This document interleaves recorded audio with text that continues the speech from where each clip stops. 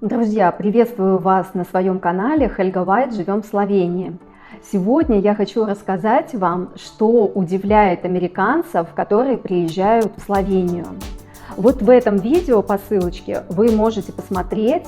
В одном из моих видео я уже рассказывала, что может удивить в Словении русскоязычных людей. А оказывается, то, что удивляет русскоязычных, совсем не удивляет американцев. И то, что удивляет американцев, совершенно не удивительно для русскоязычных. И сегодня я хочу вам об этом рассказать. Сейчас я читаю книгу одного американца, зовут его Ноа Чарни. Он переехал жить в Словению и написал книгу, которая называется «Словенология». Книгу он написал на двух языках, на английском и на словенском. И в этой книге он делится своими эмоциями, что было для него открытием, что такого интересного и необычного он заметил в Словении, когда начал здесь жить. Первая вещь, которая его удивила, это фотографии сырого мяса в рекламных журналах супермаркетов. То есть в Словении это нормально фотографировать сырое мясо, показывать, какое оно свежее, какая у него цена хорошая, какое оно биологически здоровое. Для нас, для русскоязычных людей, я думаю, что это тоже ничего для нас удивительного нет. Но для него, как для иностранца, именно приехавшего из Америки, для него было удивительно видеть вот это вот сырое мясо на рекламах. Он делится своими впечатлениями и говорит, что для американца видеть сырое мясо это не очень нормально. То есть у них идут ассоциации сразу с тем, что речь пойдет о каких-то заражениях, что это мясо, например, там заражено какими-то стафилококками или там стрептококками. То есть это что-то такое, ассоциации такие идут чего-то нездорового. Но, конечно же, он, я думаю, в дальнейшем изменил свое мнение, живя в Словении. Вторая вещь, что также удивила Ноаха, это то, что на днях рождения здесь не принято как-то очень сильно изощряться, придумывать какие-то необычные поздравления, пожелания какие-то имениннику. Здесь обычно все очень-очень стандартно. Ты приходишь на день рождения, и виновнику торжества ты просто говоришь «Усе наибольше, за твой рост не дан». То есть желаю тебе всего наилучшего в твой день рождения. И обычная фраза там «Будь здоров и счастлив». То есть не надо придумывать что-то такое необычное, как-то по-особенному поздравить человека, у которого день рождения. И он предполагает, что эта традиция такой вот простоты, скорее всего, идет с тех времен, когда Словения была в составе Югославии. Во всех авторитарных странах не принято выделяться. Нужно быть проще, сливаться со всеми, стараться быть незаметным и не привлекать к себе внимания. И вот, скорее всего, это идет из тех времен и продолжается до сих пор. Третья вещь, которая его удивила, это то, что словенцы разуваются дома. Нас, русскоязычных, конечно же, это абсолютно никак не удивляет. Для нас это тоже абсолютная норма. Прийти с улицы домой и переобуться, обуть тапочки. А для американца это было очень-очень необычно, потому что в Америке они ходят на улице в одной обуви, и в этой же обуви они заходят к себе в дом, не разуваясь, не переобуваясь, продолжают в этой обуви спокойно ходить по своему дому. Но, кстати, вот это новшество ему очень понравилось, потому что он понял плюсы того, что нужно дома переобуваться.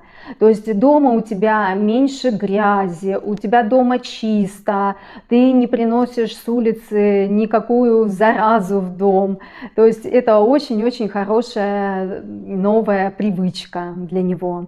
Следующая вещь, которая его удивила в Словении, это то, что в Словении люди с легкостью обсуждают финансы, финансовые дела и покупки. Оказывается, в Америке абсолютно не принято обсуждать какие-либо, например, покупки, спрашивать друг у друга, за сколько и где ты это купил. Кроме как на деловых рабочих встречах, люди в повседневной жизни финансы не обсуждают. А здесь, в Словении, это нормально, и даже за соседним столиком в кафе вы спокойно можете услышать, как люди обсуждают либо покупки, либо свои коммунальные платежи могут обсуждать кредиты. То есть здесь это норма жизни. Еще интересная вещь, которая удивила Ноаха, это то, что в Словении очень-очень бережно относятся к книгам, в отличие от Америки. И это связано с тем, что Словения достаточно маленькая страна, и книгопечатание все-таки это дорогостоящая сфера. И чтобы напечатать книгу, нужно выделять из бюджета немалые деньги на производство книг. И книги в Словении очень ценятся. Книги здесь обычно в хороших, крепких, красивых переплетах. И люди к ним бережно относятся, осознанно подходят к покупке какой-либо книги. Они эту книгу прочитывают и потом бережно ставят у себя дома на книжную полку.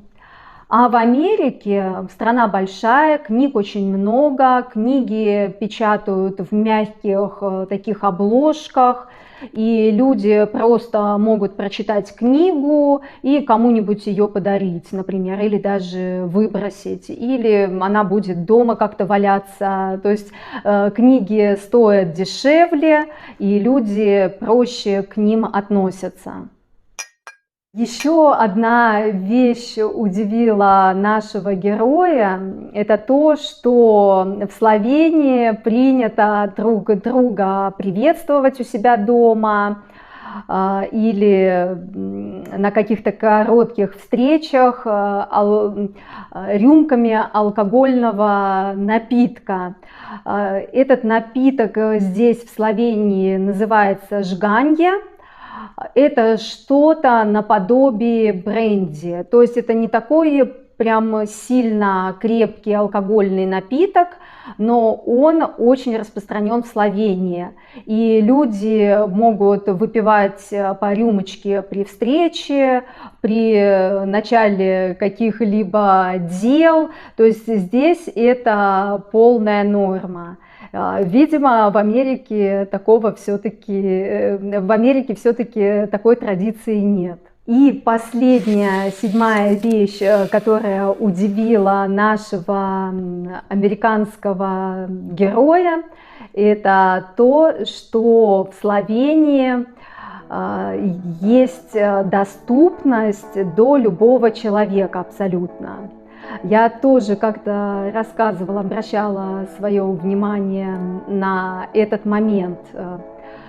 что здесь, например, если ты хочешь пообщаться с какой-либо известной личностью или с какой-то звездой, если у тебя есть какое-то интересное к нему предложение, то ты всегда можешь найти его электронную почту и написать ему письмо.